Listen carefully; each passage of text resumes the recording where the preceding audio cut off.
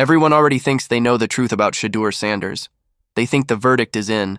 They think the hype ran ahead of the talent. They think the NFL finally exposed him. But here's the part nobody expected. The one moment that made even longtime critics stop talking. Because when Greg Cosell broke down the tape, the story didn't just change. It flipped completely. For weeks now, Sanders has been one of the most polarizing figures in football. Every Sunday feels like a trial. Every throw gets dissected. Every mistake gets amplified.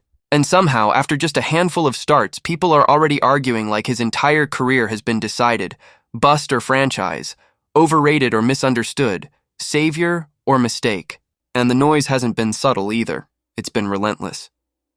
Talk shows, social media, analysts rushing to be first with a take instead of right. But buried under all that noise is something most fans never actually look at. The film. And when someone who lives in the film room finally spoke up, it forced a very uncomfortable question. What if we've been judging Shadur Sanders completely wrong? Because this criticism didn't come from nowhere. Sanders walked into the league carrying more baggage than most rookies ever do. The famous last name. The spotlight. The confidence that rubbed some people the wrong way before he ever took a snap. From the moment Cleveland put him on the field, expectations weren't just high. They were impossible. He wasn't allowed to develop. He wasn't allowed to struggle quietly.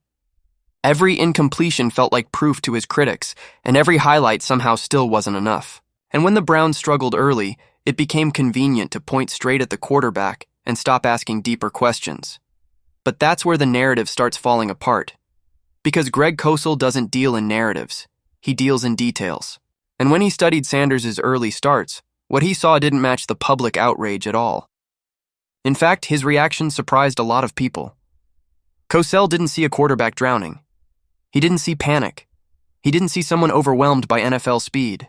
What he saw was something far more dangerous for the critics: progress. Cosell said flat out that Sanders doesn't stink. That might sound simple, but coming from someone like Cosell, it's massive. He saw a quarterback who throws with conviction, someone who's getting better week by week, someone whose mistakes aren't disasters but lessons. And that alone challenges the entire tone of how Sanders has been discussed. Because struggling rookies look a certain way on film. Hesitation, confusion, late decisions, broken mechanics. And according to Cosell, Sanders isn't showing that. One play in particular told the story. Late in the second quarter against New England, 3rd and long. A moment where young quarterbacks usually fold. The defense disguises coverage, rotates late, tries to bait the throw. Sanders didn't blink. He identified the rotation, trusted the read, and fired a 42-yard strike into a tight window. That's not luck. That's not a busted coverage.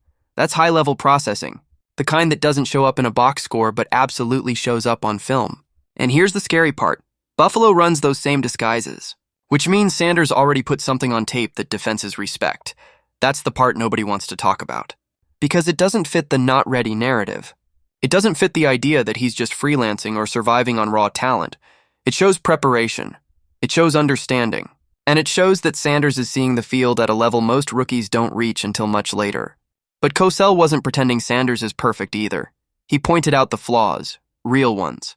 Processing speed can improve. Reads can come quicker. Some throws are still left on the field. But that's the key detail everyone keeps skipping. Those are normal rookie issues, and the context matters even more than the tape. Sanders didn't enter these games as a fully prepared starter.